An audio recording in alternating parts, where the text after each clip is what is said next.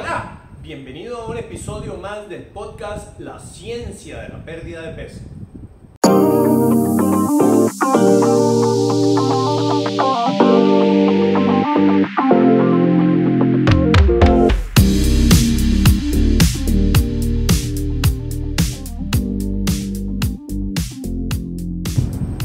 Soy el Dr. Donald Vega, director y fundador del método 10K de Kilosophy, y en el tema de hoy vamos a tratar la glicemia y cómo esta se afecta dependiendo del tipo de alimentos que estemos consumiendo, la estrategia general que estemos llevando durante el día, cómo esto hace que se eleven, se mantengan o se eleven y caigan los niveles de glucosa, y por supuesto cómo eso nos afecta en términos de la salud metabólica, medida por ejemplo en niveles de energía, en capacidad de ejecución física y por supuesto el tema mental y emocional, qué tan estables estamos ahí y si estamos libres de antojos de dulces o simplemente estamos estables y no necesitamos estar comiendo todo el día.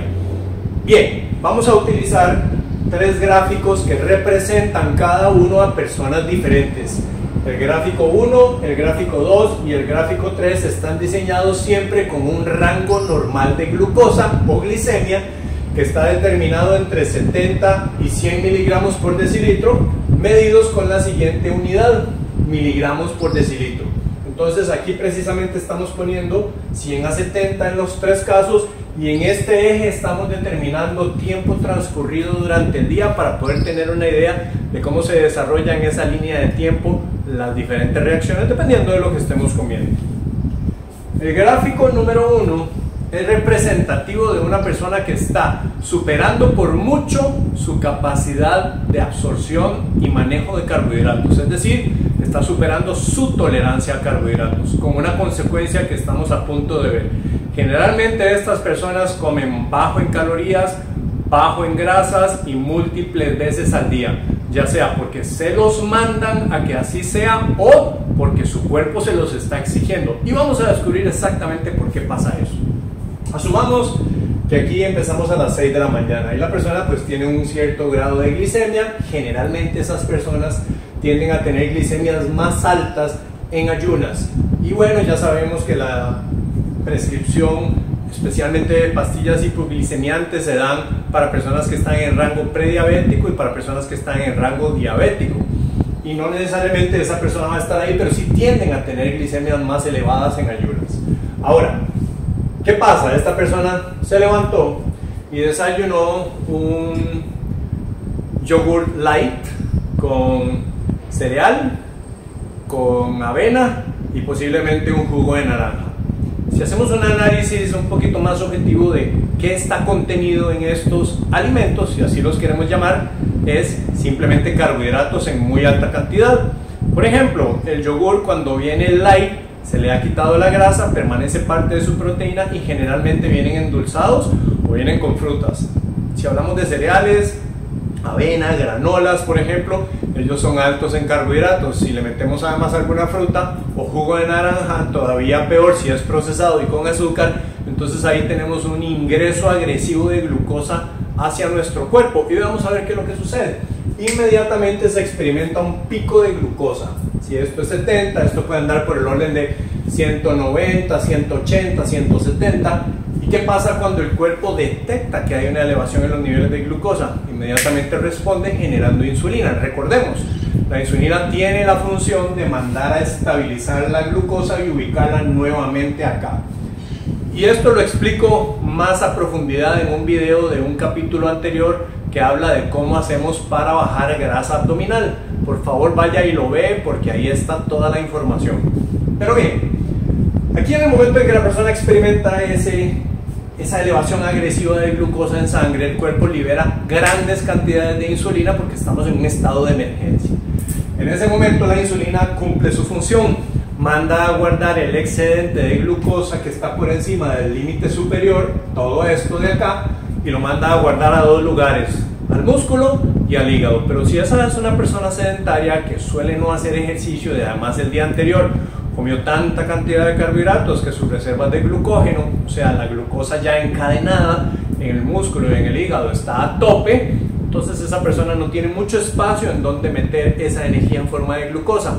con el agravante de que la insulina es una hormona que favorece la conversión de glucosa hacia grasa de reserva. Entonces, si ese es el caso de esta persona, toda esta caída de glucosa que ha desaparecido de la sangre en realidad está siendo convertida en triglicéridos y depositada en las células de grasa. Pero aquí viene la parte interesante. Como esta caída fue tan rápido y tan agresiva la liberación de insulina, porque recordemos que la insulina se libera en directa proporción a la elevación de glucosa, elevación fuerte de glucosa, elevación fuerte de insulina para controlar ese ascenso. Entonces, literalmente toda esta cantidad de glucosa que fue convertida en grasa de reserva hace que finalmente la glucosa caiga en sangre, y aquí entramos en un estado de emergencia, que es lo que yo he marcado con unas lineecitas rojas. ¿Y qué le pasa ahí a la persona? Está en hipoglicemia reactiva.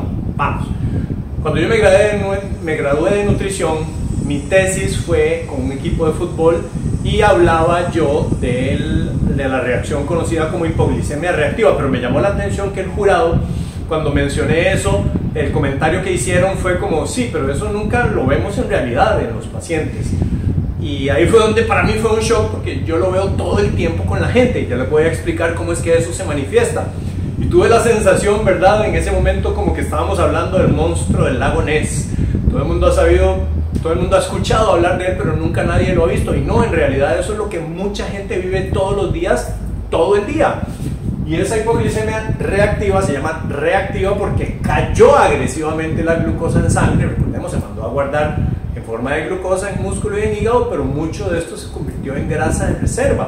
Entonces aquí la persona entra en ansiedad severa y un estrés por comer algo generalmente dulce y salado. Y eso sucede más o menos entre 1 hora a 1 hora y media después de haber comido. La persona está en lo que yo llamo una ironía metabólica, está con hambre dentro de la abundancia. El problema es que no puede utilizar esa energía porque, para empezar, la insulina alta hace que no se pueda usar la grasa. Y lo segundo es que la glucosa se mandó a guardar, entonces temporalmente hay una caída de glucosa y el cuerpo no sabe qué hacer. Inmediatamente la persona cae con esos antojos, y efectivamente, si además la estrategia nutricional que se le ha dado, con la que la han guiado, es usted tiene que comer una merienda cada 2 horas, ahí la persona encuentra precisamente la justificación para ir y comerse esa merienda, que usualmente es algún producto procesado o una fruta. ¿Y qué pasa? En el momento en que esa ansiedad se detona y la persona va y se come algo dulce o salado, justificado porque así lo mandaron a comer, entonces inmediatamente empieza con otro ascenso. Aunque esté comiendo bajo en calorías, y ya yo he mencionado en episodios anteriores por qué las calorías no importan, es el efecto hormonal de lo que estamos comiendo lo que realmente sí importa. Se nos viene otra vez perdón, la glicemia hacia arriba, con nuevamente liberación de insulina. Entonces esa persona, sin quererlo, sin saberlo y con el objetivo de bajar grasa corporal, se montó en una montaña rusa de la cual no va a poder bajarse. Y literalmente sube glicemia, se libera insulina, se manda a guardar eso en forma de grasa, cae la glicemia, se detona la ansiedad, la persona sabe que tiene que comer a cada 2 horas, vuelve a comerse otra merienda alta en carbohidratos que lo dispara una tercera vez, viene la insulina, se cae la glucosa, genera ansiedad y entramos en un círculo vicioso en donde literalmente la gente se siente atrapada. Y usualmente nosotros, que somos grandes proponentes de la alimentación baja en carbohidratos y keto, la respuesta usual de la mayoría de la gente es que yo no podría dejar de comer carbohidratos. Bueno, para empezar, en keto y en low carb no se quitan los carbohidratos. Eso es un mito, una mala concepción sobre la alimentación. Pero en todo caso, es un miedo, es una angustia que la gente siente porque dice, yo necesito estar comiendo a cada 2 horas y siempre son carbohidratos. Jamás podría quitarlos. Y claro, porque se le ha creado un círculo vicioso, un ciclo de dependencia en donde perfectamente lo puede romper, y ya vamos a ver cómo es que eso se hace. Tristemente, cada una de estas caídas, aunque esté comiendo bajo en calorías, como implica la liberación de insulina, todas esas calorías pasan a guardarse en forma de reserva de grasa. Y ahí es donde viene la frustración de la gente, en donde sienten que están comiendo poco, están comiendo frecuente y simplemente no bajan de peso. Ya entendemos por qué, porque a nivel hormonal su sistema está completamente favorecido para que estén en modo de reserva y no en modo de utilización. Muy bien, entendiéndolo primero, vamos a pasar ahora a un gráfico en donde hablamos de una persona que come, digamos, similar a su tolerancia individual a carbohidratos. Podríamos hablar de una persona que está en el rango alto de low carb, en donde está consumiendo lo que su cuerpo puede tolerar y manejar. Entonces vamos a ver cómo sucede. Estas personas suelen tener glicemias más bajas en ayunas. Ya vimos por qué esto sí puede producir glicemias más altas en ayunas, porque siempre estamos en este pico. En el momento en que la persona descansa, la estabilidad suele estar un paso más arriba. En este caso no, suelen ser glicemias más estables en puntos medios. Entonces esa persona, independientemente de si está consumiendo una cantidad relativamente media o baja de carbohidratos, en términos propios sí logra mantenerse en equilibrio porque su tolerancia le permite manejarlos adecuadamente. ¿Cómo lo vemos nosotros? Porque en el momento en que la persona consume se da un ascenso paulatino, sostenido, no agudo, y eso conlleva, por lo tanto, si hablábamos antes de que la liberación de la insulina es directamente proporcional a la escalada de la glucosa, aquí tendríamos el efecto, por lo tanto, de que la glucosa no sube tanto y no se libera tanta insulina. Eso da pie, obviamente, asumiendo que la persona es físicamente activa, y si usted no lo es, ojalá lo haga. Es importante hacer entrenamiento, es importante tener actividad física y moverse todos los días. Entonces podríamos hablar de que sus reservas en hígado, no tanto, pero en el músculo están constantemente en uso y en utilización. Aquí lo que la insulina provoca es, por supuesto, que se vaya a guardar esa glicemia o glucosa en hígado y músculos, y perfectamente experimenta una caída, pero como el ascenso no fue muy abrupto, la caída tampoco lo es. Y aquí es donde está la gran diferencia en relación a esta primera persona.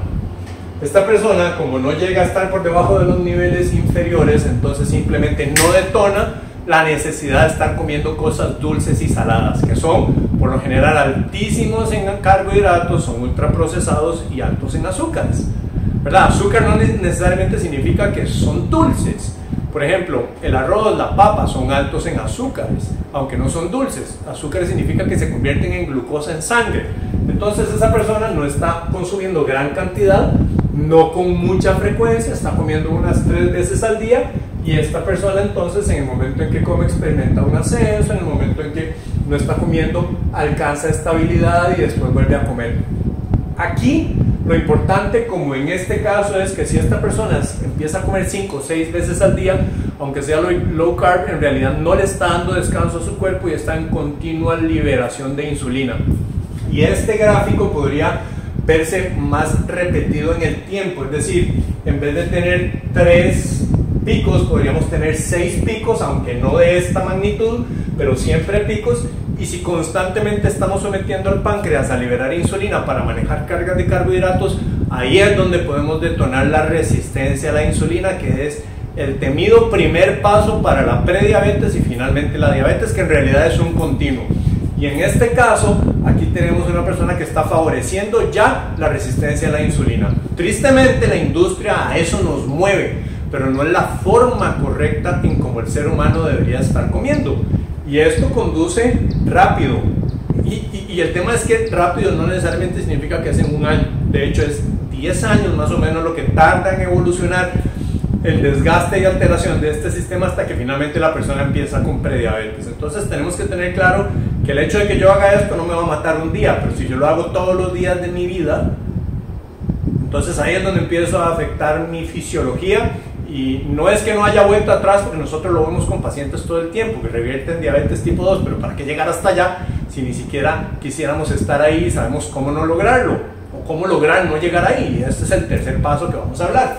Entonces tenemos claro acá que esa glicemia no sube tanto, sube a niveles de 120, 130 máximo, y después cae lentamente, porque, repito, la liberación de insulina no es agresiva, y ahí es donde tenemos que concentrarnos, que la liberación de insulina sea paulatina y no sea agresiva.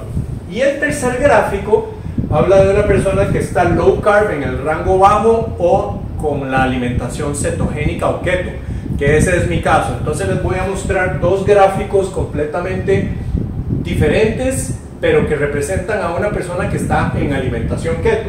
Nuevamente, el rango es 70 a 100 miligramos por decilitro. El primer caso, la curva en donde sí hay un piquito representa mi vida normal, en donde yo me despierto, estoy haciendo ayuno intermitente, más o menos unas 14 a 16 horas es lo que usualmente yo hago sin comer. Voy al gimnasio y este pico que se da acá, este pico, representa una liberación muy específica ante el entrenamiento. Y yo estoy en ayunas, y eso no significa que yo soy prediabético, simplemente así es como funciona el cuerpo. Si quiere conocer un poquito más sobre esto y la explicación un poquito más técnica, puede ir al capítulo 9 de la ciencia de la pérdida de peso, en donde hablo de cómo se maneja la información que nos da el medidor continuo de glucosa, que yo utilizo regularmente. Y entonces, en este caso, yo llego, desayuno, pero como desayuno en una estructura keto, la glicemia se mantiene estable durante el día. De hecho, las curvas de glicemia en personas como yo son súper aburridas.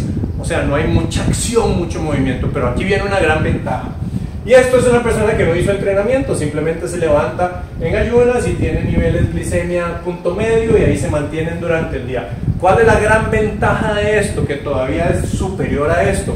Como los niveles de glicemia son tan estables, literalmente uno pasa sin hambre todo el día. Especialmente si la primera comida fue alta en proteínas y grasas. Por ejemplo, unos huevos cocinados con mantequilla, en mi caso yo me como 8 huevos cocinados con mantequilla y hablemos de medio aguacate. Usted se comió eso en el desayuno después de entrenar, que es como yo lo hago, y literalmente no va teniendo hambre como hasta por ahí de las 2 o 3 de la tarde. Y si quiere come, si quiere no come. Ahora, no estoy promoviendo aquí un desorden alimentario, simplemente es que como nosotros estamos tan saciados y los niveles de glucosa están estables porque no hubo liberación agresiva de insulina, que hace que la glicemia caiga, entonces nuestro sistema está muy estable y como tenemos acceso a la grasa como fuente de energía, en realidad no tenemos esa necesidad de tener que estar comiendo tan frecuentemente. Yo sí lo hago porque mi objetivo es aumento de masa muscular, entonces claro, yo persigo un consumo frecuente de proteína para poder llegar a la cantidad que necesito, porque en solo 2 comidas sería casi imposible en mi caso, porque es demasiada comida. Pero más o menos así es como se desarrollan las diferentes estrategias, se manifiestan en nuestro cuerpo. ¿Y qué le pasa a esta persona? Esta persona sufre de hambre todo el día, está con ansiedad, siempre está cansada, necesita un café después de comer y es una persona que en un momento está alterada y en otro momento está como adormecida. Y todo tiene que ver con la comida. Esta persona tiende a estar más equilibrada. Es una persona que sí, efectivamente experimenta hambre durante el día, pero no es un hambre voraz de que necesita comerse todo y no es con alta frecuencia, precisamente por el tema de la insulina, que no está haciendo que se guarde agresivamente la energía y que la glicemia caiga agresivamente como se sucede aquí. Y en este caso somos personas anímicamente muy estables, que tenemos niveles de energía constante, es decir, la gente siempre dice, es que yo me siento con mucha energía. No, es que antes pasaba sin energía, ahora sí tiene la energía y la puede utilizar. Y además no estamos con hambre. Y la belleza de todo esto es que como el cuerpo empieza a utilizar la grasa, entonces se experimenta una disminución en la grasa corporal, porcentaje de grasa baja, y en mi caso, por ejemplo, que tengo un objetivo de aumento de masa muscular, con las variables correctas, ahí hablamos de sueño, el entrenamiento, la cantidad de proteína, podemos ir haciendo un recambio de la composición corporal en donde la masa muscular aumenta y la grasa continúa disminuyendo hasta donde uno decida. En mi caso, lo he mencionado antes, yo manejo un 5.5% de grasa y el objetivo es continuar aumentando peso de masa muscular. Entonces, bueno amigos, espero que esta explicación les haya funcionado, les haya aclarado, les haya ampliado el panorama para entender si usted es de esas personas que pasa con hambre todo el día y su primer señal es decir, no, yo no podría dejar los carbohidratos, tal vez quiera pasarse a vivir a Marte. Así es como nosotros le hablamos a los pacientes y en la sesión que tienen de inicio de educación siempre les digo, usted vive hoy en la Tierra y en la Tierra todo el mundo vive así. Pasan con hambre, pasan con ánimo bajo, tal vez algo tirando hacia el lado de la depresión, con mucho cansancio y con necesidad de estar comiendo cosas dulces y saladas. En 3 a 4 días de empezar a comer así, usted se va a pasar a vivir a Marte. Y en Marte, mira qué lindo que es vivir en Marte. No hay hambre, no hay antojos de dulces y salados, pasamos con energía, nos llevamos bien con la gente. Entonces, ahí me cuentan en los comentarios abajo, una vez que haya aplicado alguna de estas 2 estrategias inferiores y de pronto ya usted está viviendo como nosotros en Marte y puede contarnos entonces cómo fue su experiencia. Como siempre, si este material le parece de interés y además le ayudó a solucionar un problema, Sería buenísimo si puede compartirlo con alguien como usted que sienta que se pueda beneficiar. Por supuesto, si no lo ha hecho todavía, dele suscribirse al canal para que le llegue información de los videos conforme los vamos cargando. Nos vemos en un próximo episodio con un